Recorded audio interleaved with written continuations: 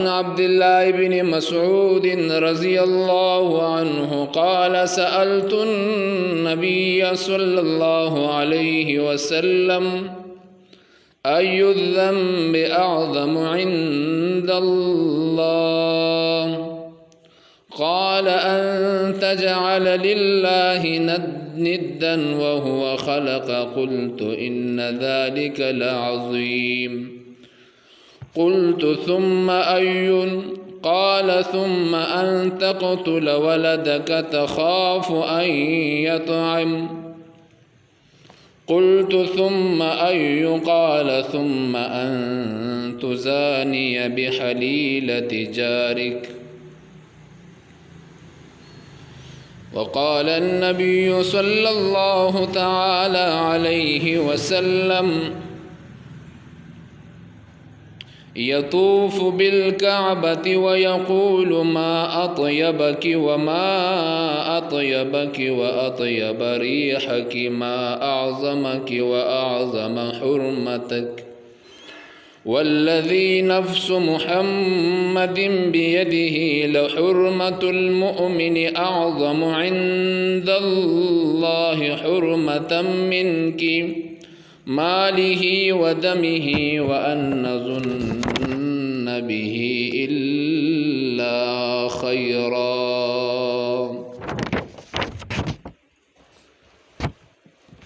اللهم صل على محمد وعلى آل محمد كما صليت على إبراهيم وعلى آل إبراهيم إنك حميد مجيد.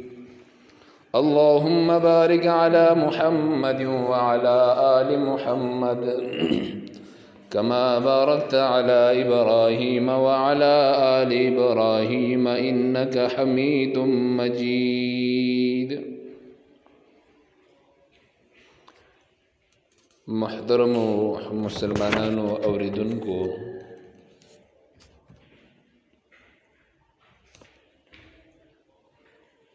الله جل جلاله چې کله انسان پیدا کو بیا پدې انسانیت کې دننه چې کم تقسیم وشو مومن او کافر،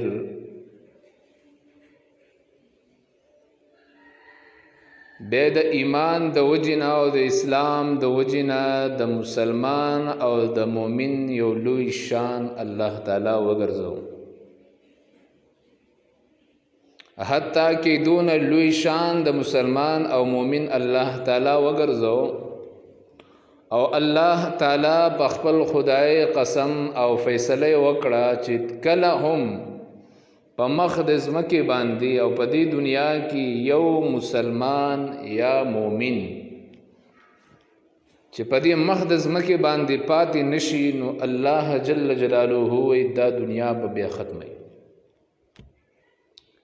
یعنی د دې ټولې دنیا باقی پاتې کېدل او د دې ټول کائنات دا نظام چلیدل دا صرف او صرف په دې خبره باندې موقوف دی چې لا اله الا الله محمد رسول الله، چې دا کلمه ختم شو بس دا نور به ختم شي، څونه لویه سیاره ده دا نور دا به ختم شي. اذا الشمس کورت، الله وایي د رڼا دا به بې نوره کم، الله وایي وَإِذَا النُّجُومُ انْكَدَرَتْ د ستوري به راوغورځوم ختم به یې کړم.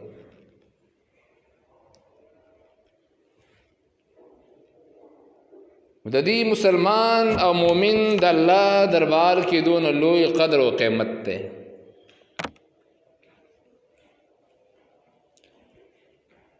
بیا چې په دې دنیا کې دا مسلمانان او دا انسانان اوسیږي، الله جل جلاله د دې د حیات او د ژوند د تیرولو د پاره الله جل جلاله کتاب راولېږل، قانون راولېږل.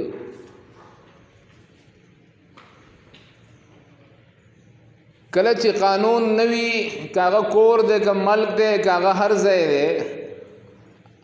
کله چې قانون ختم شي هلته کې انسانیت ختم شي، بیا انسانیت مړ شي. لکه څنګه چې په دې ملک کې نه قانون شته دی او نه انسانیت شته دی. قانون هم مړ دی او په دې کې چې کوم خلک اوسېږي هغه هم ټول مړه دي.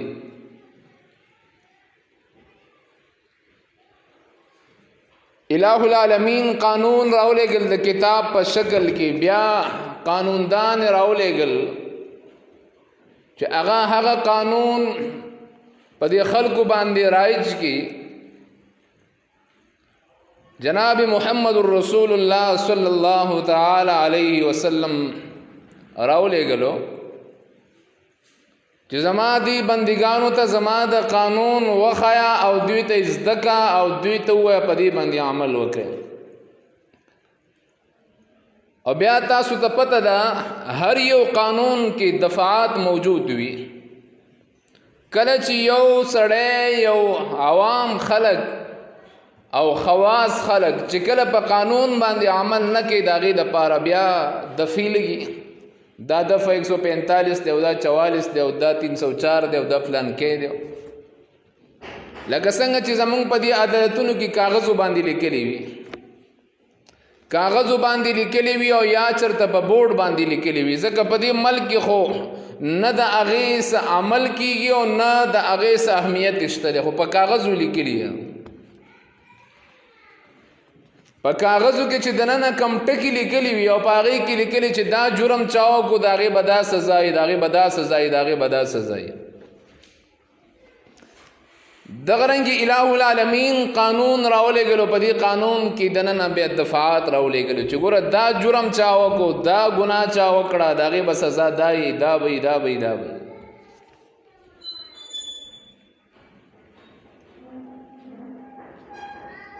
نن یو دفعه ذکر کو صرف چې کوم قرآن کریم سورۃ النساء ذکر کړی د کومې چې تلاوت ماو کو تاسو واورېدو او هغه دفعه د مسلمان د حرمت او د مسلمان د دفاع ده. الله جل جلاله قرآن کریم کې په 15 سپاره کې الله فرمایي وَمَنْ يَقْتُلْ مُؤْمِنًا مُتَعَمِّدًا فَجَزَاؤُهُ جَهَنَّمُ. چاچ یو مومن مسلمان قصدن قتل کړو فجزاؤه جهنم، دا اغا سزا او دا اغا بدلا جهنم دے. جهنم تلار شو بے بتی روزو کن اللہ وینا خالدن فیہا، ہمیشہ بوسیگی پدی جہنم کی. وغضب اللہ، سلور دفعی ذکر کری. یو دفع دادا چاچی مومن مسلمان قصدن قتل کو، دا اغا قتل حلال وگنلو او دا هغه خاندان یې وجړو، دا هغه بچي یتیمانان کړل، هوج پناقه هیڅ ګناه نه ده کړی، هیڅ قصور نه ده کړی، بغیر د ګناه نه بغیر د قصور نه په یو یو کلی کې اتیا جنازې، شپېته جنازې. الله وی وَمَنْ يَقْتُلْ مُؤْمِنًا مُتَعَمِّدًا فَجَزَاؤُهُ جَهَنَّمُ. چاچی یو مومن مسلمان بغیر دس جرم نا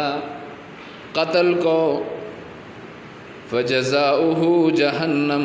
دا اغا سزا جہنم دے. خالدن فیہا، دی پدی جہنم کی با ہمیشہ اسی کی ددی نراوتلی نشتا. وغضب اللہ علیہ، او پدی سڑی باندی با ہمیشہ طول عمر کم چی نختم دو زندگی دا. وغضب اللہ علیہ، اللہ بوتا ہمیشہ پا غصہ کی گوری، چرتا ہم پا من اب اللہ ورطا نگوری. ولعنہو، پنزہ دفعات دی، پنزہ عذابون دی.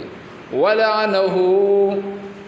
او بل اللہ تعالیٰ ور باندې داسې د ذلت عذاب مسلط کړی دی. څوک چې د دې په خوا باندې تېرېږي نو خیرې به ورته کوي چې الله دې نورم تباه و برباد کا، الله دې نورم عذاب سره مخامخ کا چې تا داسې یو ظلم کړی دی. وَأَعَدَّ لَهُ عَذَابًا عَلِيمًا، او 5 نمبر سزا بیداوی چې الله تعالیٰ د ټولو نه لوی عذاب کې به دغه سړی مبتلا کوي. د ټولو لوی عذاب کې به دا قاتل نه دی، د مسلمان قاتل دی به پکې مبتلا وي. د مسلمان وجل دا ډېر لویه ګناه ده، د مسلمان قتلول دا ډېر لویه ګناه ده. او بیا په دې ملک خو مسلمان خلاصه کې بل ورځ یو ماشوم جړل، ماشوم جړلې او خپل پلار یادو،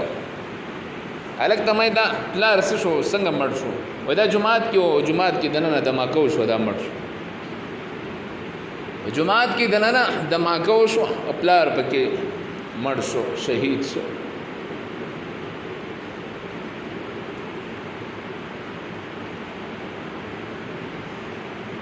حدیث کې راځي ابن عمر رضی الله تعالی عنہ وی مونږه رسول الله صلی الله علیه وسلم سره عمره لتلیو، جناب نبی کریم صلی اللہ تعالی علیہ وسلم بیت اللہ طواف کو، چکری لگاو، بیت اللہ نا چاپیر چرلیدو طوافی کو. ومونگا رسول اللہ صلی اللہ تعالی علیہ وسلم تکتو،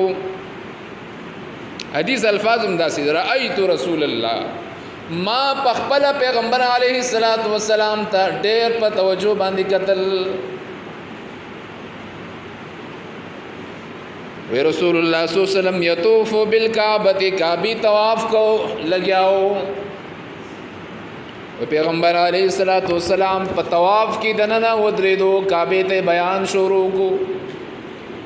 ومونگا طول حیران شو چی پیغمبر خدا کعبی تسوی. جناب نبی کریم صلی اللہ تعالی علیہ وسلم دا خیست خلینا، دا مبارک خلینا الفاظ وطل، ما اطیبکی و اطیب ریحکی، اے کعبی تسون خکلے، ما اطیبکی، اے کعبی تسون خکلے. دا خکلا حقا چاہتا معلوم ہے جسو کعبی لیتلیوی، دی اثر خکلا حقا چاہتا پتے جسو کعبی لیتلی. اگئی سر چوت رہے گے داغی جدا انداز بیچ بیت اللہ تو گورے داغی بے بل دنیا ہی سڑی. پیغمبر علیہ السلام فرمائی ما اطیبکی و اطیب ریحکی، اے بیت اللہ سون خکلے، و اطیب ریحکی، اے بیت اللہ استا خوشبو سون خکلی دا، استا خوشبو سون خکلی دا. ما اعظمکی و اعظم حرمتکی، اللہ سون لو عزت والا زی پیدا کرے، و اعظم حرمتکی، او اللہ تعالیٰ استا حرمت سون لو بیان کرے دے. لیکن مونږ چې الله دې کور ترازو دی جماعت ترازو، هر یو سړی ماشوم د قاری کې شور مکوي بدی وي کنه وي، مشر تم وي لکه چغې ما جماعت دې بدی وي، چې څوک راځي څونه په ادب او احترام باندې راځي. جناب نبی کریم صلی اللہ تعالی علیہ وسلم و اعظم حرمتکی، اے بیت اللہ استا عزت سون لوی دے. بیا مخ کی وی والذی نفس محمد بیدہ،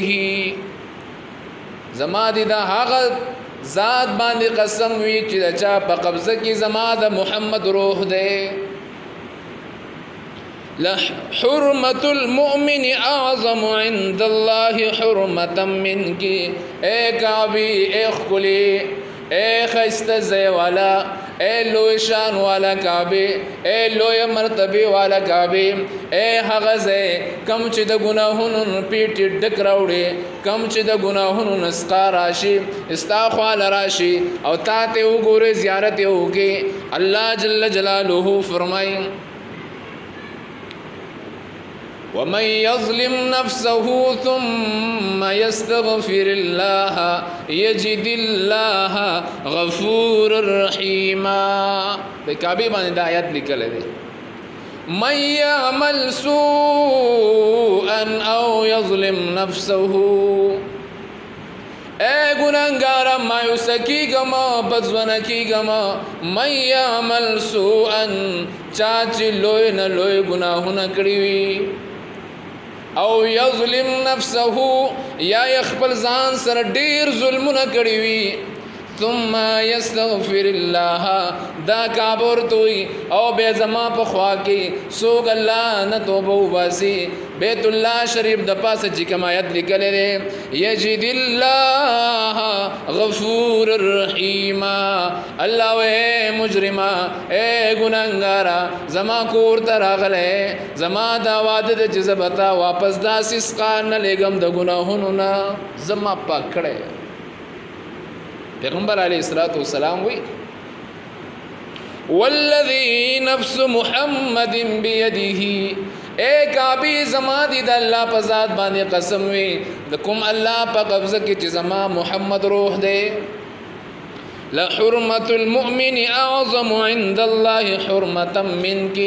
اے کعبے کيو سڑے پلک راواله ماتوڑ راواله او تاوران کې یو سڑے بلے اغه مسلمان قتل کې مسلمان عزت ته نقصان ورسي د مسلمان لور ته نقصان ورسي د مسلمان کور والا ته نقصان ورسي د مسلمان مال ته نقصان ورسي د مسلمان عزت ته نقصان ورسي د مسلمان حتک و بیزتی وکی پیغمبر علیہ الصلوۃ والسلام و لحرمت المؤمن اعظم عند الله منك اے بیت اللہ اے کعبی زما دی د الله په ذات قسم وی استا بحرمتک ول دا د مسلمان د به حرمتای نه کم به حرمتی دا اے بیت اللہ رسول اللہ صلی اللہ تعالی علیہ وسلم فرمائیں لحرمة المؤمن اعظم عند الله حرمة منك یو سړی د یو مسلمان کور والا بے عزتیو کې او بل سړی بیت الله وران کې محمد رسول الله صلی الله علیه وسلم فرمای هغه کور بے عزتی والا د دې بیت الله دوران ورن لوی ګناګار دی یو سړی د بیت الله ورانی بل سړی د مسلمان مال ته نقصان رسي رسول الله صلی الله علیہ وسلم وی اے کعبی استاورا نول اڑکی گناہ دا دا مسلمان مال تا نقصان رسول لویا گناہ دا دیسی دے کن مڑی سے بو صحیح حدیث تے دا بخاری خواہ جناب نبی کریم صلی اللہ تعالی علیہ وسلم فرمائی یو مسلمان لگیا دے مسلمان ہم دے کعبہ ورانے دیوالو نے شکئی دا غبلا گنا غرزے دا خخت شکئی ماتے بل مسلمان دے اغد یورور مسلمان بے عزتی پسی لگی دلے دے رسول اللہ صلی اللہ علیہ وسلم وی دا دوارا لکان دا دوارا مسلمانان اللہ پا نزبان دے اللہ دا طول نزیاد غصہ د مسلمان چې څوک د مسلمان په بیزتی پسې لګېدلی دی الله زیات غصه دغه انسان ته دی بیت الله چې ورانه هغه ته زیات غصه نه نن مسلمانانو سره څه بشاړې کېږي وګورئ په دې ملک کې وګوره پرېږده ملک مړه کور کې دننه خپل مشرانو ته وګورئ په محله کې دننه خپل مشر ته وګورئ نن هغه محله شته دی په دې مسلمانانو کې اسلامی ملکونو کې یو محله داسې شته چې په هغه ټولې محله کې خلک 100% میندې د زامنو نه خوشحاله شته دی منځ کوو مړه تسبیح اړو روجي نیسو عبادتونه کوو داس یو محله شته چې پاغي کې یو گاونډي د بل گاونډي نه محفوظ پاتې دي او کچاره ته وی چې مسلمان نه نو مړی ولا ماته بیا کنه ماته ستماته مسلمان نه دی ویلي زتا ته کافر اخکارم کچری د بے عزتۍ موقع راشي مونږ د یو مسلمان چې لاس برشي په بل مسلمان باندې د بل مسلمان سونه بے عزتی کو او بیا هغه انسان چې هغه په معاشره کې کمزور دی مال نه لري او افراد نه لري ځوانان نه لري په دې معاشره کې د هغې د اوسېدو سره دا خلک وله حق هم نه ورکوي چې دې په دې معاشره کې دې اوسي.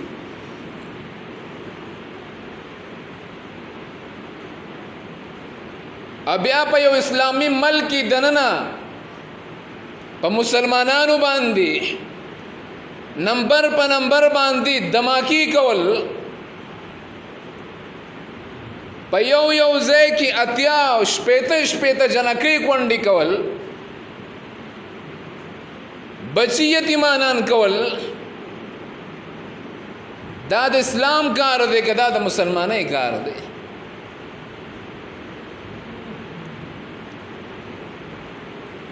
خدای دې په دې ملک باندې هغه مشر راولي چې هغې کې په دې ملک خیر وي،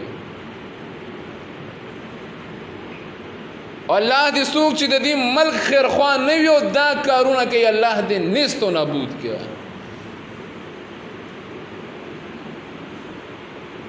مونږ ولیدل خیرخواهانو مونږ لیدلي دي، ښه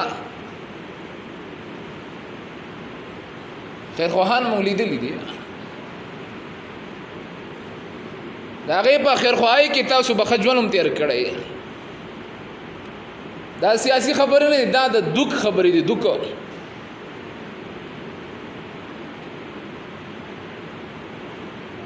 چې نن بچی سهار ډیوټۍ له ولګي مور و پلار او زامن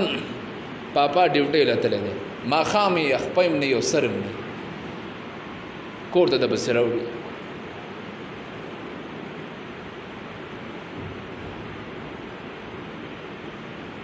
پیغمبر علیہ السلام فرمائے، اللہ قرآن کے فرمائے وَمَن يَقْتُلْ مُؤْمِنًا مُتَعَمِّدًا فَجَزَاؤُهُ جَهَنَّمُ، چاچیو مومن مسلمان بغیر د جرم نہ قتل کو، فَجَزَاؤُهُ جَهَنَّمُ، د دې قاتل که یو دی او کسل لے، یهودی دی که مسلمان دی، د اسلامی ملک مشر دی او که د یهودو مشر دی، دا ټول چې پکې ملوث دي، فجزاؤه جهنم، د ځای به جهنم وي، خالدن فیها، ځکه چې هغو مسلمانان وجل ثواب ګڼي که نه، هغو مسلمان وجل ثواب ګڼي، اجر ګڼي، پیسې خرچ کوي، د دې وجل حلال ګڼي. خالدن فیها، ټول عمر بجهنم کی وی، وغضب الله علیه، او الله به ته همیشه د غصې په سترګه باندې ګوري، ولعنه، او پر ورځ د قیامت به هر سړی ورته بد رد وایي دی قاتل ته. حدیث کې دا راځي، جناب نبی کریم صلی الله علیه وسلم فرمای، ابن مسعود رضی الله تعالی عنہ وی اول ما یقضى بین الناس فی الدماء، پر ورځ د قیامت د ټولو نه اولنۍ فیصله به الله کوي، ټولو نه اولنۍ فیصله کله چې د الله عدالت ولګي، الله تعالی عدالت د انصاف ولګي، په اولنۍ فیصله کې به د خلکو د سرونو او د وینو فیصلې وکړي. او رسول الله صلی الله علیه وسلم فرمایي پر ورځ د قیامت مختول با خپل سر په دې تلی کې راغستی وي، الله دربار کې بروان وي، الہ العالمین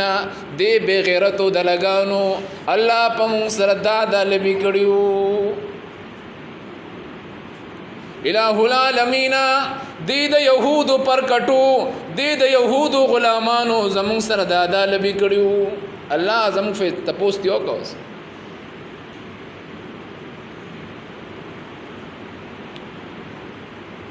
بل حدیث کے راضی جناب نبی کریم صلی اللہ تعالی علیہ وسلم فرمائے، ابن مسعود رضی اللہ تعالی عنہ ما پیغمبر علیہ السلام نے تپوسو، یا رسول اللہ ایو الذنب اعظم عند اللہ، اے دا اللہ رسولہ د ټولو نه لویه ګناه د الله په نسبت باندې څه ګناه ده؟ لویه ګناه څه ده؟ پیغمبر علیه السلام فرمایي ان تجعل لله ندا وهو خلقک، د ټولو نه لویه ګناه دا ده چې ته الله سره شریک جوړ کې، کم الله چې ته پیدا کړې ته سره بیا په نورو کارونو کې، په دکاندارۍ کې، په خیر او شر کې په ګټه او تاوان کې بل شریک کې چې ګټه او تاوان د بل لاس کې د خیر او شر د بل لاس کې. او دویم ان تقتل ولدك تخاف ان يطعم معك. دویم نمبر ګناه ټولنه لوی ګناه د قتل لا. مثال کے طور پر چې وسړی خپل ماشوم ووجني ماشوم مړ کې د دې یری نه چې یاره چې رستو به بیا خوري سو د چې ډېر ماشومان شي بیا به خوري سو. یهودو چې کوم تحریک وکنه بچے دو څنګه دی هغه شي دو یاد شي. دا خبر رمضان سره یاد وساتئ مسلمانانو. بغیر د عذر نه بچی بندول، بغیر د عذر نه بچی بندول. عذر څه شی دی؟ چې مور کمزور وي او جان ته نقصان رسیږي، دغه اخرنی عذر دی. بغیر د عذر نه بچی بندول پر ورځ د قیامت کې مور او پلار د قاتلانو په صف کې به ولاړ دي. بغیر د عذر نه بچی بندول. بعض علماء وی امام شافعی رحمه الله، امام ابو حنیفه رحمه الله، بہرحال دا بلا مسئله ده.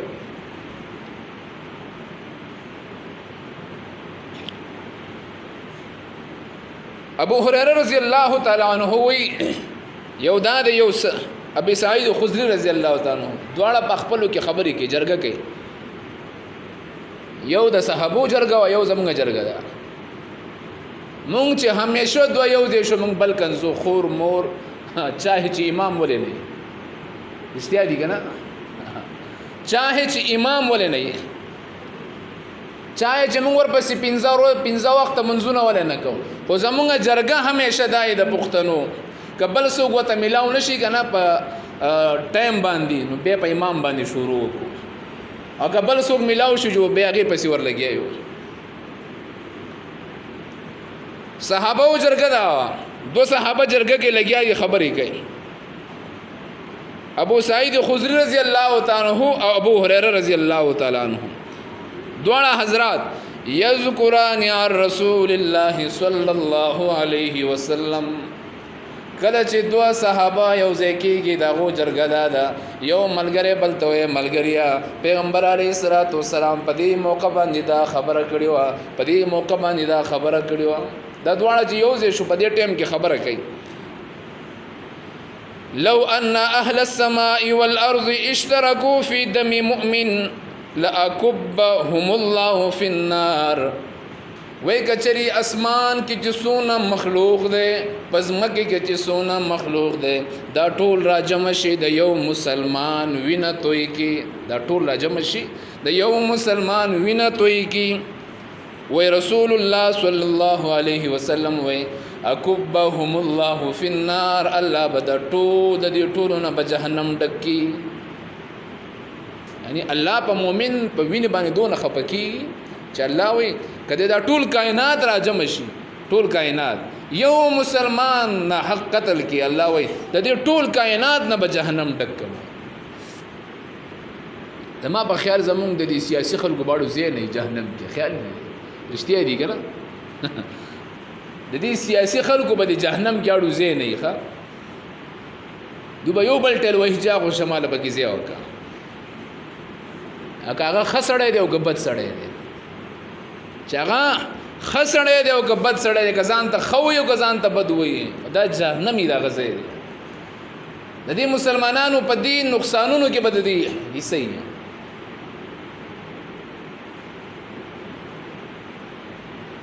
بیا پیغمبر علیه الصلاۃ والسلام فرمای، پیغمبر علیه السلام وای اجتنبوا السبع الموبقات، اے زما امت د وو زینو نزان وساتئ چې هغه وو زین انسان هلاکه مسلمان تباہ و بربادی. و هلاک کیدونکي څیزونه دي. و نمبر 1 رسول الله صلی الله علیه وسلم فرمای الشرک بالله، الله سره شریک جوړول، الله سره شریک جوړول. او دا شرک دا قصه خو نن سبا مسلمانانو مکمل هیر شي ده چې دا شرک څه ته وایي. د جمعې ورځ به خپه کېږئ به نه جمعې مونځ به یې کړی په لاس کې به تسبیح اخیستی د بابا دربار ته به روان د چا دربار ته به روان بابا دربار ته به روان آریان هم دا ښځې ټول دی باباګانو ته چې په دې کې څه چل دی خدای هغه یو بابا ته چېرته ښځه تله که نه نو خاوند دې مخکې نه په دې بابا په دې غلاف کې دننه پټ شوی دی قصه مې اورېدلې ده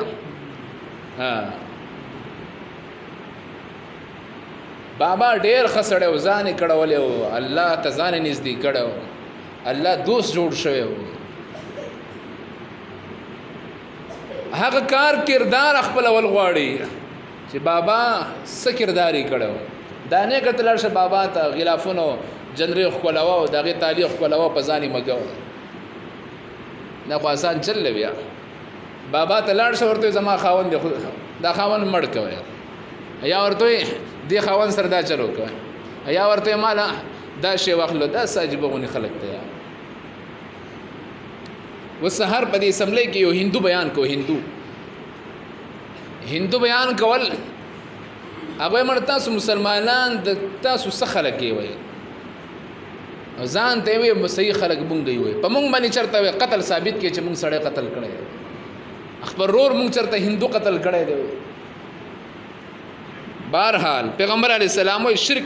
نمبر 1 دا انسان هلاک کوي دویم والسحر جادو دا د انسان او د مسلمان د هلاک کېدونکي څیزونه دي او نن سبا دا دواړه ښه په زور و شور لګیا دي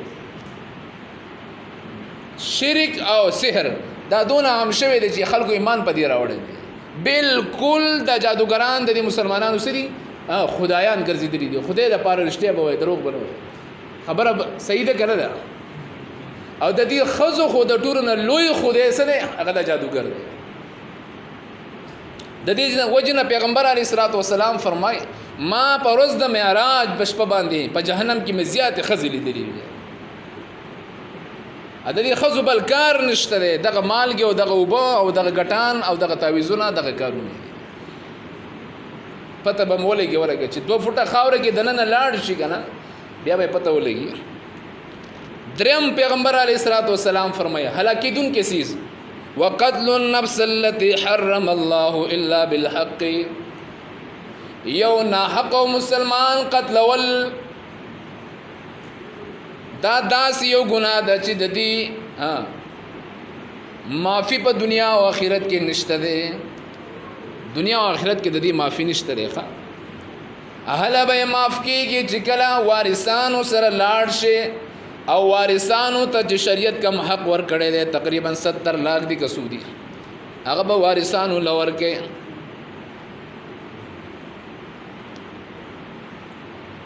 پوهېږې او بل پیغمبر علیه الصلاة والسلام فرمای واکل الربا بل هلاکېدونکې ګناه هغه سود خوړل دي واکل مال الیتیم او د یتیم مال خوړل دي دا انسان هلاکي تباہ او بربادي وتولي يوم الزحف د جنگ د میدان نه تختیدل کافر لزه پر خودل کافر له زه پر خودل به سره مذاکرات کوي داستا شو مونږ ته سم وایي مونږ وزګار نه وقذف المحصنات المؤمنات الغافلات اوم نمبر هلاکېدونکې ګناه مسلمان زنانه باندې پردې لور خور باندې بهتانونه لګول پردې مور خور باندې بهتانونه لګول